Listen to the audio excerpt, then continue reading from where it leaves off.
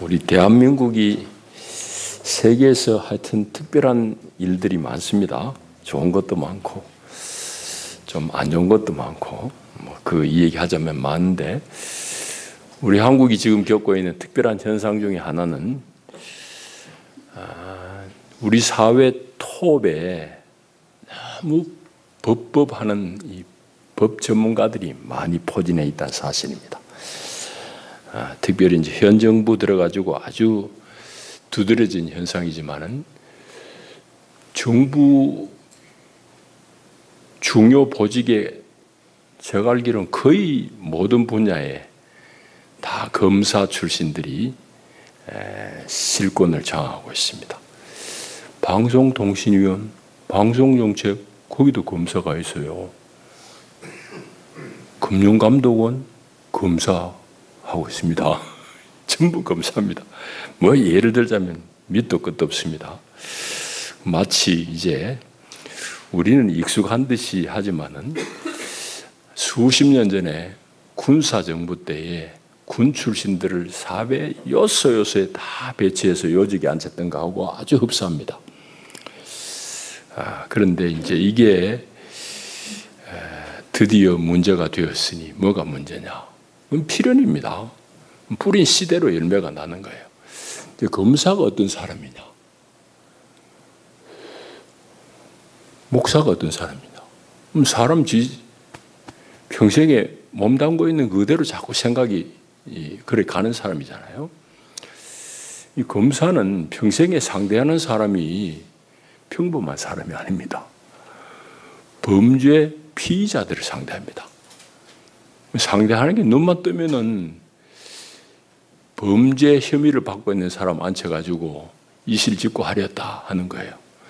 그러니까 그 사람들 사고방식에는 사람을 믿지 아니하는 것이 고착화된 사람들입니다. 그래야지 취조가 되지.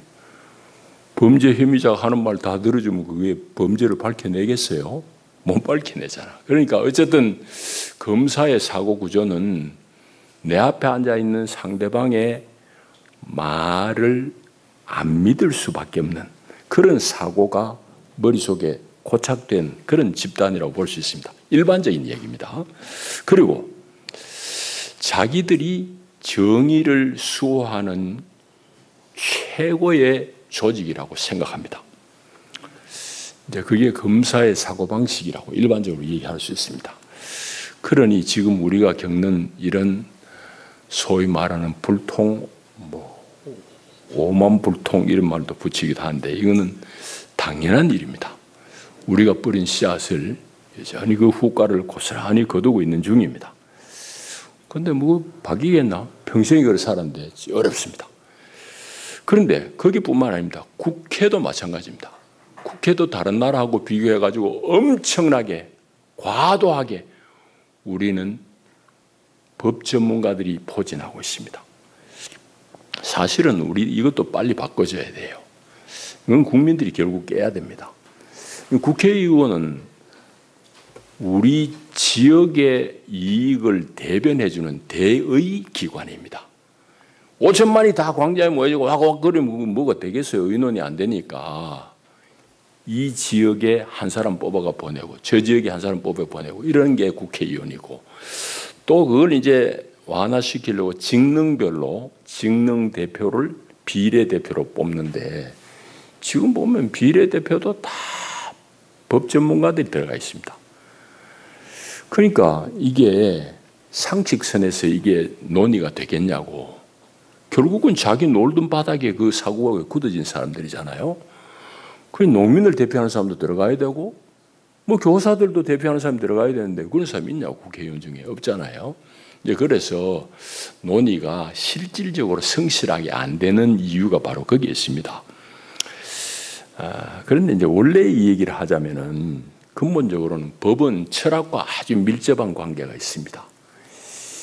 옛날에 철학자들이 다 법을 이제 공부한 사람들이에요. 그래서 이제 철학의 한 분야 중에 법철학이라는 분야가 있습니다. 대단히 중요한 거죠. 철학이라는 것은 인간을 이해하는 학문이잖아요. 법철학. 그래서 법을 통해서 어떻게 인간의 인간됨을 구현할까 하는 이런 학문일 텐데 한국의 법과 대학은 그거 뭐 그냥 배우기도 하고 안 배우기도 하고 그냥 그 딸입니다. 그러나 서양에서는 대단히 중요한 과목이 법 철학입니다. 왜 이렇게 지금 법 얘기를 하느냐? 이건 우리 신앙에도 마찬가지입니다. 내가 믿는 하나님은 어떤 하나님인가 관련해서 여러분들이 하나님을 어떻게 이해하는지 스스로 한번 진단해 보시기 바랍니다.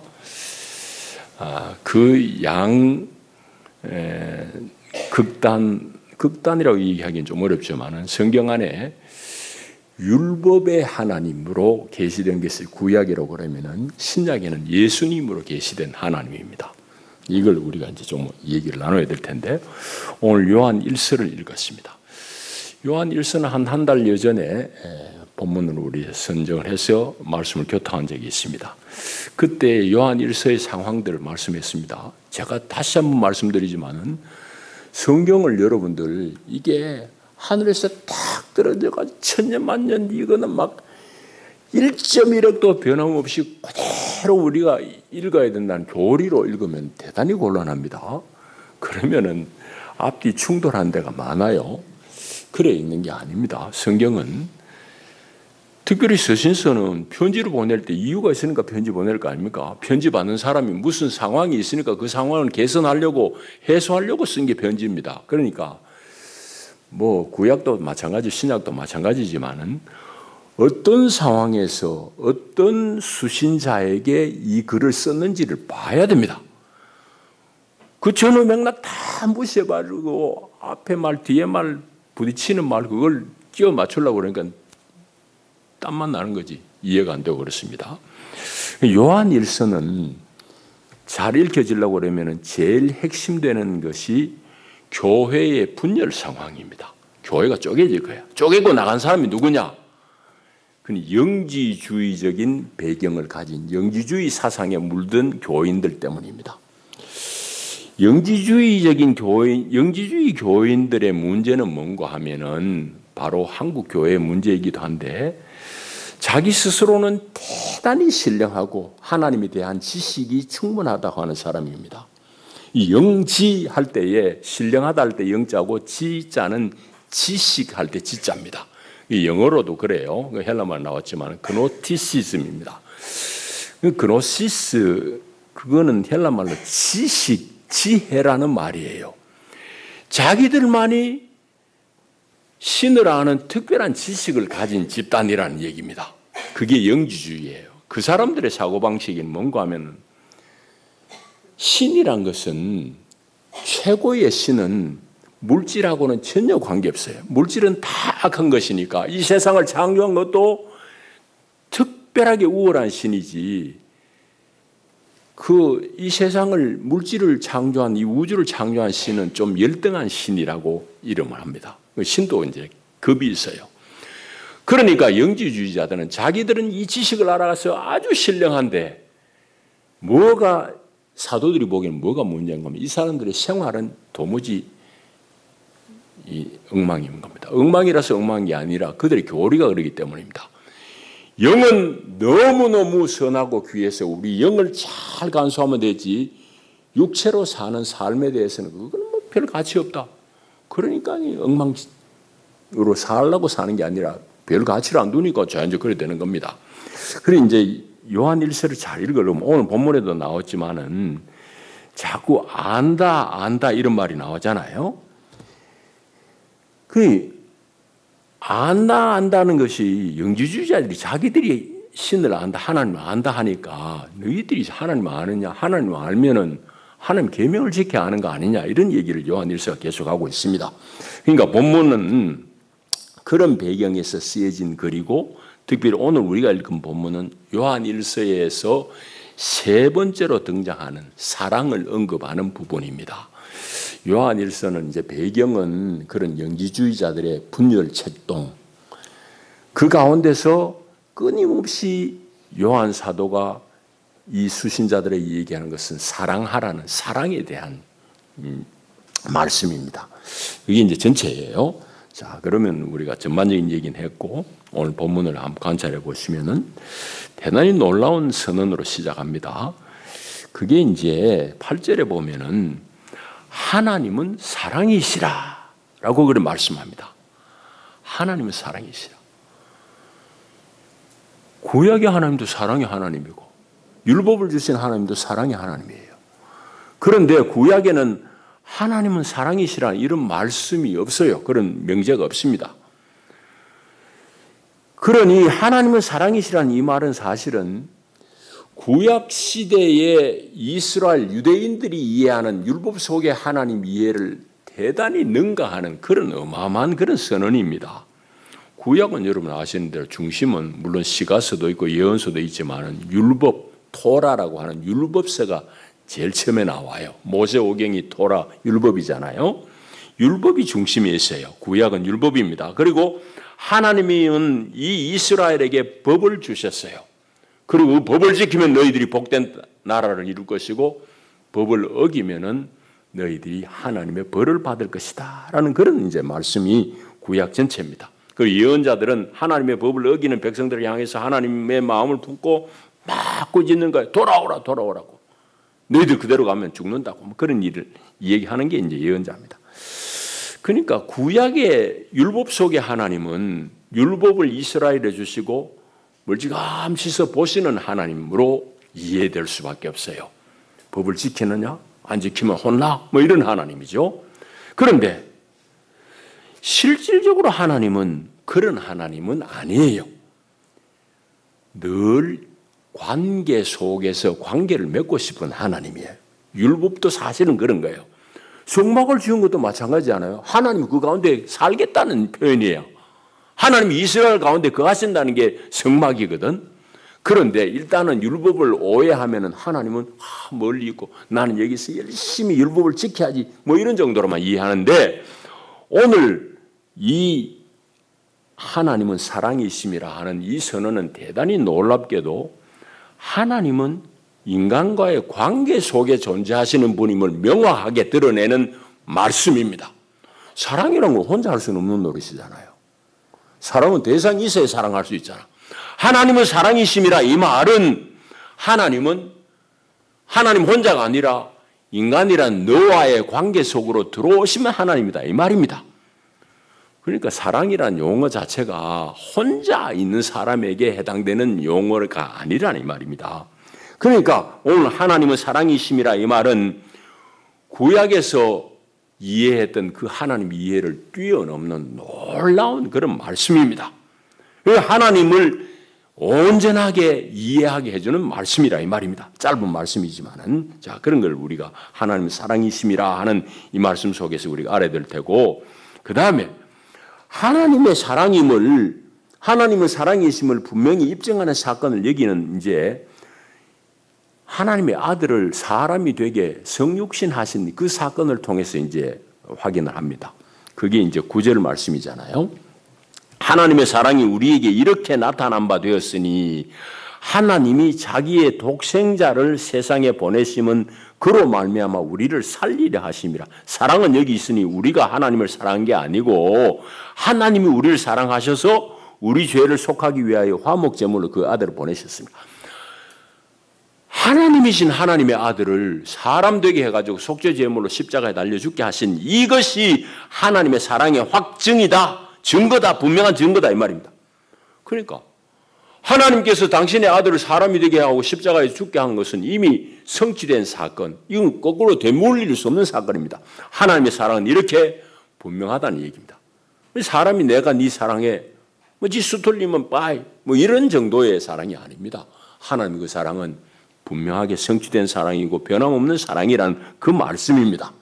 자, 그래서 하나님의 사랑을 입증하는 분명한 증거가 바로 독생자를 세상에 보내셔서 우리의 화목 제물이 되게 하신 사건. 그것으로 이제 하나님의 사랑을 입증합니다. 자, 그 다음에 이제 바로 영지주의자들을 조금은 이제 요즘 말로 하면 좀 매기는 그런 말이 나와요. 12절. 어느 때나 하나님을 본 사람이 없으되 만일 우리가 서로 사랑하면 하나님이 우리 안에 거하시고 그의 사랑이 우리 안에 온전히 이루어지느니라. 그래 말씀합니다. 이 말은 무슨 말씀인가 하면은 당신들이 하나님을 못 봤지? 그런데 하나님을 보고 싶으냐? 하나님을 알고 싶으냐? 방법인데 이건 사랑을 통해서다. 사랑함으로 알 수 있다 이 말입니다. 왜? 하나님이 영이시니 우리가 본 사람이 없잖아요. 볼 수도 없잖아요. 하나님이 영이 있어서 우리가 볼 수는 없지만 그러나 하나님이 하시는 역사는 우리가 볼 수 있다 이 말이에요. 이게 이제 무슨 말인가 하면은 미국에 이제 뭐 어제 아래 토네이도가 불어 난리더만요. 토네이도는 아주 집중되어진 특별한 그런 하여튼 진공 바람 현상입니다. 우리 태풍 우리로 이해하면 태풍 얘기합시다. 태풍이라는 어마어마한 바람이 확 쓸고 지나가면 뭐 지붕도 날아가고 나무도 뿌리 벗기고 그러잖아요. 근데 태풍이 눈에 보이냐고. 바람은 눈에 안 보이잖아요. 근데 태풍의 역사는 태풍의 흔적은 분명하잖아요. 나무도 쓰러지고 사람도 뭐 자빠지고 간판도 떨어지고 별의별 일들이 다 있지. 그 역사를 보고 우리는 태풍이 있구나 아는 거죠. 그와 같이 하나님은 영이셔서 우리가 볼 수는 없지만은 하나님의 역사는 하나님의 흔적은 사랑 가운데 드러난다 이 말입니다. 그래서 하나님은 그 사랑을 통해서 우리가 알 수 있다, 볼 수 있다 이 말씀을 지금 하고 있는 것이 바로 12절 그 어간의 내용입니다. 자, 그 다음에 또 한 가지 중요한 얘기입니다. 온전한 사랑에는 두려움이 사라진다고 말씀합니다. 이게 이제 17절부터의 내용이거든요. 보실까요? 이로써 사랑이 우리에게 온전히 이루어진 것은 이제 예수 안에서 하나님의 사랑이 우리한테 온전히 임했잖아요. 그래서 사랑이 우리에게 온전히 이루어진 건 우리로 심판날에 담대함을 갖게 하려 함이다. 주께서 그러하심과 같이 우리도 이 세상에서 그러하니라. 이게 무슨 말일까요? 예수님의 삶이 하나님의 사랑을 입증하러 오신 분인데 그분의 삶의 산 내용, 요즘으로 말하자면 풍요로움의 정도는 어떠냐? 예수님은 그냥 형편없이 살았지. 머리 들 곳이 없이 살았다고 그랬으니까. 머리 들 곳 없이 배부르게 살았으면 말도 안 하겠는데 예수님은 얼마나 많은 고초를 겪었냐고. 사방의 적들이에요. 가진 자들의 적들이야. 종교 권력자들이 박해를 하고 그들이 결국은 돌아가시면 로마의 당국으로부터 감시와 박해를 받고 예수님은 사방에서 그래 적을 만나가지고 사셨는데도 불구하고 예수님이 너끈히 그런 모든 일을 감당했던 것은 하나님의 사랑에 대한 확신 때문이에요. 그래서 주께서 그러하신 것 같이 사는 것은 그렇게 어렵지만 담대하게 사셨던 것 같이 이 말입니다. 주님이 그렇게 하셨던 것 같이 우리도 이 세상에서 그러하니라 이 말입니다. 오늘 예수 제대로 믿는다고 하는 우리도 로마의 박해를 피해서 몰래 예수 믿고 걸리면 혼나고 그러지만은 우리도 주님과 같이 담대하다 이 말입니다. 그러면서 이어지는 말씀이 사랑 안에 두려움이 없고 온전한 사랑이 두려움을 내쫓나니 두려움에는 형벌이 있습니다. 두려워하는 자는 사랑 안에서 온전히 이루지 못하였느니라 이런 말씀합니다. 이 말씀 오늘 우리가 좀 잘 받아 누려야 될 말씀입니다. 사랑 안에 두려움이 없고 온전한 사랑은 두려움을 내쫓는다고 그랬습니다. 그런데 오늘 여러분 보십시오. 우리가 얼마나 많이 두려움에 떨며 사느냐고. 여러분 한 10년, 20년 전에 여러분 공황장애라는 말 누구 들었습니까? 나는 알레르기로 비염으로 고생 많이 한 사람이거든요. 이거 해군 중위 때 요거 막 함정에서 콧물이 말간 콧물이 줄줄 흐르는데 이거 도대체 뭔지도 몰랐어요. 근데 군의관으로 오는 친구가 내 동기야. 그놈이 뭐더니 말 이중이 니 그 알레르기 같다 이래요. 알레르기 먹고 이러거든. 그때는 알레르기라는 말이 없었다니까. 그래가지고 찾아 하여튼 갔어요. 치료는 그래 한 건 아니지만 하여튼 우리 마찬가지 공황장애 10년, 20년 전에 없던 얘기 지금은 만년에 있어요. 내 옆에도 네 옆에도 공황장애 앓는 사람이 많습니다. 왜? 핵심은 두려움입니다. 혼자 있으면 두렵고, 껌껌한 데 가면 두렵고, 혼자도 왜 딴 데 있으면 두렵고, 어떤 때는 옆에 사람이 있는데도 불구하고 공포가 밀려와요. 결국은 그 심리 상태의 병인데, 오늘 하나님의 사랑이 온전히 임하고 사랑에 대한 확증이 있으면 두려움 내쫓긴다고 그랬잖아요. 그런데 우리가 그렇게 잘 못 사는 이유는 결국은 하나님의 사랑에 대해 완전히 적셔지지 않았기 때문입니다. 그건 여러 가지 이유가 있지만은 하나님을 율법 안에서만 쳐다본다면 우리는 두려울 수밖에 없을 것입니다. 왜? 하나님 율법을 주시고 너희 지키라. 안 지키면 알았지. 뭐 이런 하나님입니다. 그런데 오늘 요한 1서가 계시하시는 하나님은 어떤 하나님이냐? 사람이신 그리스도 안에 계시되어진 하나님, 예수로 드러난 하나님은 사랑이라는 얘기죠. 사랑의 하나님이란 거죠. 그 사랑에 대한 확신, 확증이 우리로 하여금 자유하게 하고 두려움에서 해방하신다는 사실입니다. 이 은혜 여러분이 누려야 될 것이고 우리가 누려야 될 것이요. 그런데 우리는 너무너무 세상 가운데서 계산이 많아, 복잡한 게 많아. 그러니까 하나님의 사랑, 그건 관념에 불과합니다. 내 실제가 안 되니까 뭐 조금만 일이 좀 아이고야 큰일 났네, 망했네. 그 두려움이 뜨는 겁니다. 여러분, 예수 안에 드러난 하나님은 여러분을 사랑하시는 하나님입니다. 이 하나님의 사랑을 여러분이 확신할 수 있기를 축복합니다. 그 확신이 여러분들 하여금 삶 가운데 평강으로 붙으실 것입니다. 오늘 그 말씀이고, 그 다음에 조금 전에 이제 한번 영지주의자들을 매기는 말씀이 나왔지만 여기에 또 한마디 합니다. 영지주의 배경을 가진 그리스도인들을 비판하는 그런 말씀이 나옵니다. 이제 그게 이제 19절부터 읽어보면 아는데요. 우리가 사랑하면 그가 먼저 우리를 사랑하셨습니다. 누구든지 하나님을 사랑하노라 하고는 그 형제를 미워하면 이는 거짓말하는 자니 보는 바 그 형제를 사랑하지 아니하는 자는 보지 못하는 바 하나님을 사랑할 수 없느니라 그럽니다. 영지주의자들이 자기들은 하나님을 신비한 가운데서 알고 하나님을 사랑한다고 자부심을 가져. 그런데 몸으로 사랑하는 것은 I don't care. 왜?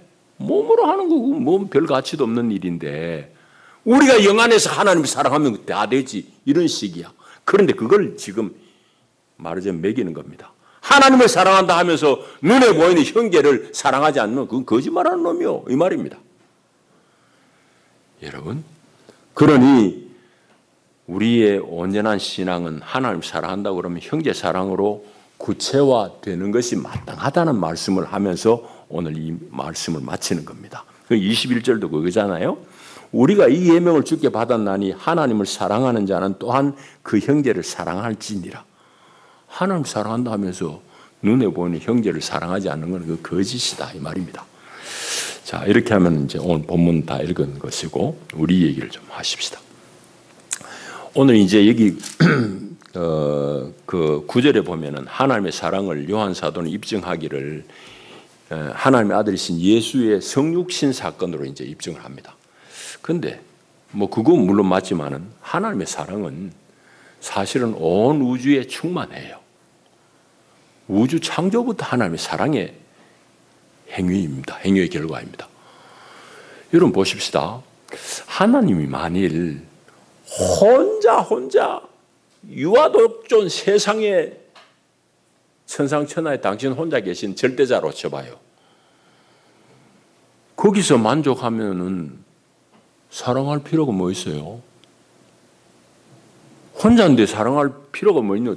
사랑할 대상도 없는데 하나님이 세상을 사랑하신 것은 세상을 창조하신 것은 하나님의 사랑의 역사입니다. 세상을 짓고 세상 가운데 온 삼라만상을 다 지으시고 특별히 그 가운데 사람을 지으시고 사람과 교통하시기 원하시는 하나님이에요. 우리의 형상을 따라 우리의 모양대로 사람을 짓자고 그러잖아요. 하나님은 애초에 삼위일체 하나님이에요. 당신들이 서로 교류하시고 그것으로만 부족해서 하나님을 닮은 사람을 짓고 그 형상을 따라 지은 사람과 하나님은 함께 사시고 싶은 거예요. 교통하고 싶은 거예요. 사랑하고 싶은 거예요. 그 결과로 우주를 지으신 겁니다. 그러니까 창조 자체가 하나님의 사랑의 결실입니다. 그러니 하나님의 사랑은 온 우주에 충만하다고 밖에 할 수 없습니다. 그런데 사랑은 방금 얘기했듯이 본질상 자유로운 선택입니다. 사랑은 강제하는 게 아니에요. 사랑은 강제로 되는 게 아닙니다. 사랑은 자유로운 선택, 마음 여는 거예요. 그러니까 사실 인간이 하나님을 사랑할 수 있다는 것은 대전제가 뭔가 하면은 인간에게 자유가 있어야 사랑이 성립이 돼요. 인간이 자유 없이 하나님 다 사랑하도록 기계 만들듯이 사람을 찍어내봐. 그럼 하나님 사랑하겠지. 근데 그게 사랑은 아니에요. 자유한 의지가 없기 때문에. 기계적으로 되기 때문에. 그런 사랑은 사랑이 아니에요. 그러니까 우리 어릴 때 왜 선악과를 만들어가 이 고생하느냐. 하나님은 그걸 짓고 너희들이 자유한 가운데 나의 계명을 순종하느냐 안 하느냐 그걸 알고 싶은 거예요. 그게 인간이지. 하나님은 그런 분이니까 그렇게 지은 거예요. 그런데 우리는 자꾸 선악과 따먹은 걸 가지고 하나님 원망하는 핑계를 대는데 그거 아닙니다. 사람들을 다 자유한 가운데서 하나님을 섬기도록. 율법도 마찬가지입니다. 하나님은 법을 주시면서 이 법 지키면 너희들이 복이 되고 안 지키면 너희들이 화다? 그래 하셨지. 법 다 지키는 사람으로 국화빵 찍듯이 그래 찍은 하나님이 아니라 이 말이에요. 법 지키는 것도 마찬가지예요. 내가 자원해서 내 의지로 하나님께서 주신 법을 지키도록 이스라엘 가운데 명하신 것이지 강제로 법을 다 이행하도록 하신 하나님은 아니라 이 말입니다. 속죄의 경우도 동일합니다. 이치가 하나님께서 만일 구약에 우리가 오해하듯이 율법을 주시고 율법 지켜! 나는 정의로운 공의의 하나님이야. 그런 하나님으로 만일 땡 끝났다고 그러면은 하나님이 뭐 속죄해야지 이런 그런 필요를 느낄 필요 없지. 하나님은 절대자이고 그 밑에 그 백성들이 법 안 지키면 다 심판받아. 감옥에 가두어져. 그대로 놔도 뭐 끝이지. 하나님은 왜 이렇게 하냐? 하나님은 사랑이시기 때문입니다. 그래서 그 백성들을 돌이키라고 선지자들 보내고 온갖 수 다 쓰고 그래도 결국 안 되니까 아들 예수님 마지막에 아들 예수님 보내셔가지고 오늘 여기 본문에 이름같이 화목제물로 죄 용서의 길을 여신 분이 하나님이에요. 왜? 하나님은 사랑이시기 때문이에요. 하나님은 본질이 사랑이시기 때문입니다. 그래서 이 사랑은 전적으로 하나님으로부터 출발한 사랑이고 완전한 사랑이에요. 우리 인간의 사랑같이 그냥 내 마음 변한다고 삐뚤빼뚤 그런 게 아니에요. 하나님의 사랑은 온전한 사랑이 변함없는 사랑이고 신실하신 사랑이에요. 오늘 우리가 이 사랑을 받았으니 이 사랑의 10,000분의 1이라도 갚음해야 되지 않겠느냐 하는 것이 오늘 본문의 말씀입니다. 자, 이제 말씀을 맺겠습니다. 여러분들은 하나님을 어떻게 이해합니까?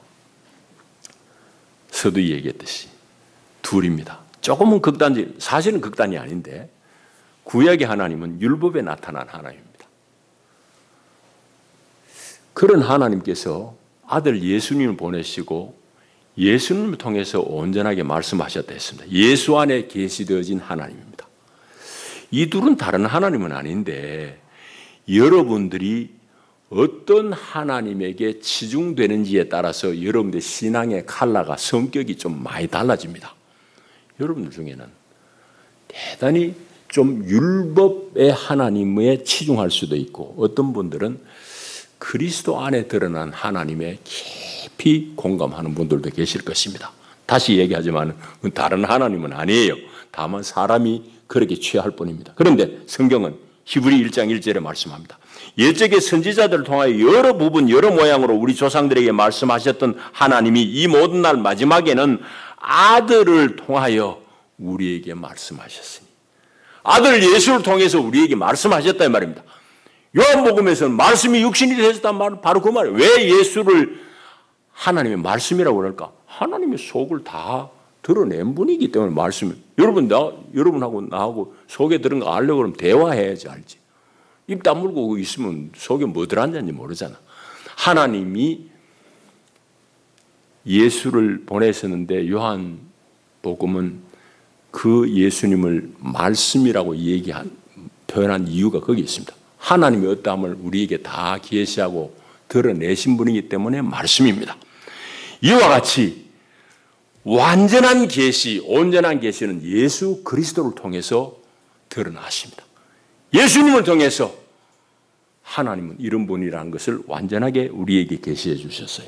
자, 그러니 오늘 말씀을 정리하면서 제가 두 가지 공간을 여러분과 함께 나누려고 합니다. 처음은 예수가 우리의 온전한 하나님이니 여러분들이 부름을 입은 건 너무너무 당연하게도 예수님의 제자로 부름을 입었잖아요. 그런데 까딱 여기 착각하면 종교의 종이 되기 쉽습니다. 종교와 그리스도를 잘 구별하라는 이야기입니다. 여러분은 예수의 제자예요. 근데 종교의 종 이게 뭘까? 이게 여러분들의 올곧은 판단이 요구되는 부분입니다. 일단은 남의 얘기부터 합시다. 인도 지금 보니까 총선 중이라고 그래야 돼요. 거기는 선거가 한 일주일에 하는가 봐요. 근데 누구나 다 예상을 합니다. 모디 총리가 지금 정권 총리인데 그 양반이 또 이길 것이라고 거의 기정사실로 보도합니다.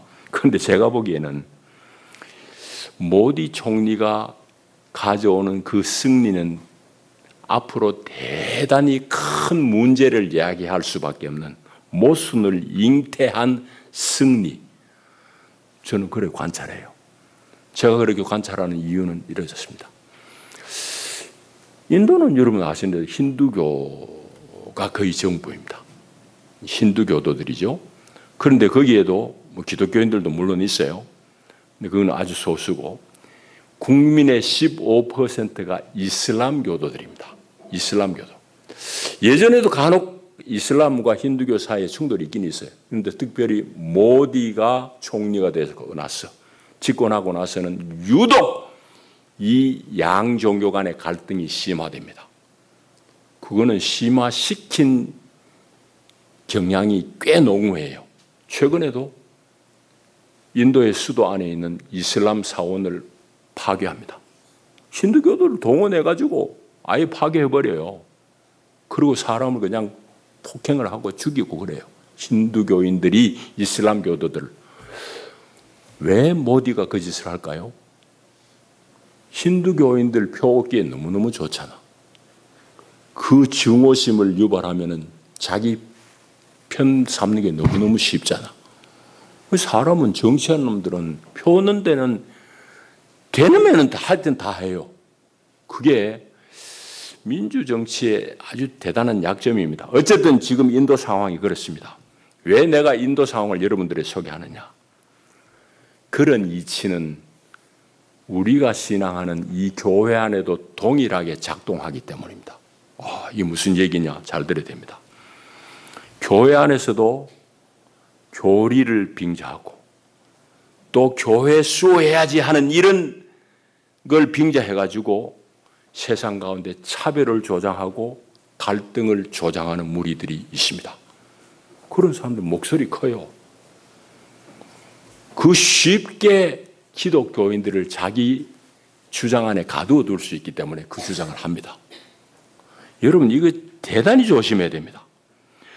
그렇게 교리를 빙자하고 교회 수호를 빙자하면서 차별을 주장하고 갈등을 부추기는 것은 그리스도의 정신이 아니에요. 예수님의 마음이 아니라고.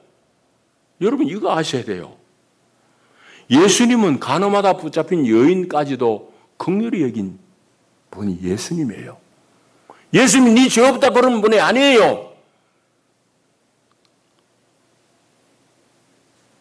나도 너를 정죄하지 않으니까 다시는 가서 죄를 짓지 마라 하고 예수님 돌려보냅니다.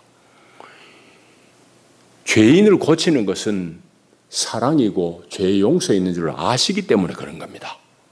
그게 예수님이에요. 교리대로 하면 돌로 치는 게 맞지. 그런데 예수님은 그 교리에 무장한 유대교 바리새인들 다 물리칩니다. 그리고 1:1로 남았을 때 나도 너를 정죄하지 않을 테니 가서는 다시는 죄를 짓지 말라고 합니다. 그게 사람 살리는 길이에요. 그러니 오늘 교회 안에도 마찬가지입니다. 세상 안에도 마찬가지입니다. 얼마나 떠들고 사람들 혹하게 하는 그런 사람들 이 얘기 들어보면 다 맞는 얘기 같아요. 그런데 저게 주님의 마음이냐 평가하면 여러분 답이 나옵니다. 오늘 우리가 겪는 문제예요.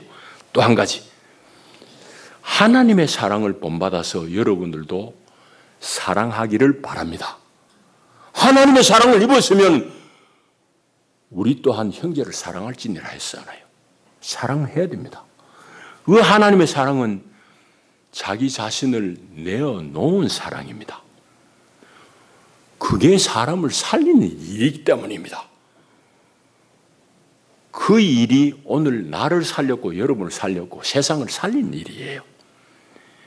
여러분, 그런데 방금도 얘기했듯이 종교 안에는 자기 권력을 유지하기 위해 가지고 얼마나 현혹시키는 그런 무리들이 권력자들인지 모릅니다. 그건 교회 역사에서 동서고금을 막론하고 계속되어지고 오늘까지도 이어지는 일입니다. 여러분, 십자군 전쟁 다 지난 얘기지만은 소년병들도 있어요. 그 믿음 안에서 동원해가지고 그 다 교권주의자들 자기 권리 유지하려고 십자군 전쟁을 일으킨 거예요. 유럽의 30년 전쟁, 그것도 가톨릭, 개신교 열심히 하나님 이름으로 살상한 전쟁이에요. 여러분, 그것뿐만 아닙니다. 우리도 오늘 신앙 양심을 올곧게 가져보면은 우리도 회개해야 될 게 많아. 근데 교회가 회개 안 하지.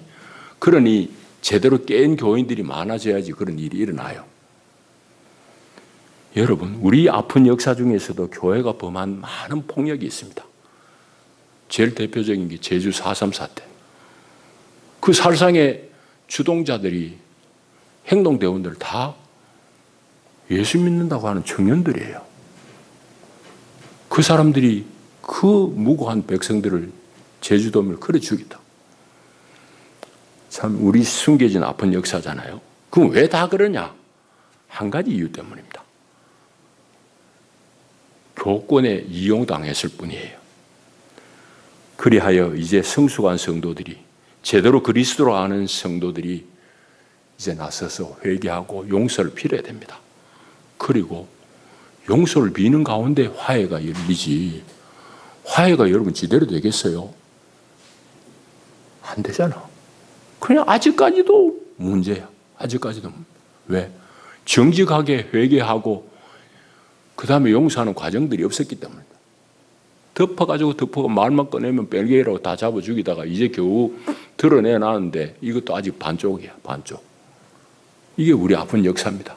교회가 먼저 반성해야지요. 여러분, 오늘 또 우리 마찬가지입니다. 지금 현재도 겪지만 남북의 분단 상황도 마찬가지입니다. 교회 안에도 치열하게 증오를 남북 분단을 정당화시키는 세력들이 많습니다. 주류가 그런 세력들입니다. 아닙니다. 이것도 예수님의 마음으로 보면은 어떤 선택을 해야 될지 명확합니다. 두 말하면 잔소리죠. 그런데 제가 보기엔 그게 소수입니다. 그러니까 이런 분단 상황도 우리가 예수님의 마음으로 타파해 나가야 됩니다. 거기에 길이 있는 거예요. 아니면 여전히 우리는 이스라엘 팔레스타인 싸우듯이 그거 싸워야 되느냐? 그 결정은 우리가 해야 될 몫입니다. 오늘 이 주님의 말씀, 이 말씀이 오늘 우리가 처한 상황에서도 대단히 적확한 그런 말씀이고 우리 개인 간에도 마찬가지입니다. 하나님의 사랑을 입었으니 또한 우리도 그 형제를 사랑할지니라. 기도하십시다. 하나님 아버지 감사합니다. 하나님은 사랑이십니다. 그 사랑을 입고 우리가 살았으니 우리도 하나님 마음을 쫓아 사랑하며 살게 하시고 갈등과 싸움이 난무한 세상 가운데 그리스도의 마음으로 평화를 일궈 나가게 하옵소서. 예수님 이름으로 기도하옵나이다. 아멘.